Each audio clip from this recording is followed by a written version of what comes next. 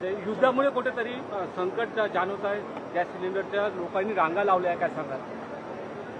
असं आहे की काही पक्ष आणि विशेषतः काँग्रेस पक्ष जाणीवपूर्वक लोकांमध्ये भीती तयार करून त्यांनी रांगा लावाव्या असा प्रयत्न करतोय. केंद्र सरकारने, गॅस कंपन्यांनी, सचिवांनी स्पष्टपणे सांगितलेलं आहे, घरगुती गॅसचं कुठेही संकट नाही.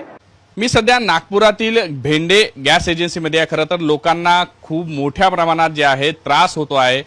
नंबर लावायला जातात तेव्हा नंबर लागत नाही आहे, OTP येत नाही. बऱ्याचदा तर लाऊड स्पीकरवर टाकलेला आता आपण हे मोबाईल पाहू शकतो, कुठलाही रिस्पॉन्स नाही, नाही बेल वाजत आहे, नाही ट्यून ऐकू येत आहे किंवा काहीच नाही. पूर्ण जशाच्या तसा असतो. आता मी हा नंबर लावून दाखवतो तुम्हाला. हा काकू खरं तर 8 दिवसापासून प्रयत्न करत आहे आणि साधा त्यांना 8 दिवसापासून कुठलाही गेला, लाईन बिझी म्हणून याच्यावर लिहून आलेला आहे. ह्या आता डिस्कनेक्ट झाला, ट्राय अगेन लेटर अशा पद्धतीचे यांना मेसेज येत आहे. कॉल लागत नाहीये, काहीच रिस्पॉन्स नाही. आता परत मी डायल करून दाखवतोय तुम्हाला. बघा, हे बघा, ऑलरेडी डिस्कनेक्ट दाखवतोय. हे बघा, बघून घ्या. स्पीकरवर सुद्धा काहीच नाही. हे बघा, केलं कॉलिंग, बघा आता अस्तित्वच नाही, डिस्कनेक्ट झालंय. तुम्हाला काय दाखवलं दादा मेसेज? मैसेज में वही बता रहा डिस्कनेक्ट अस्तित्व नहीं है, फोन ही नहीं लग रहा ये, इसलिए यहाँ तक आना पड़ा है.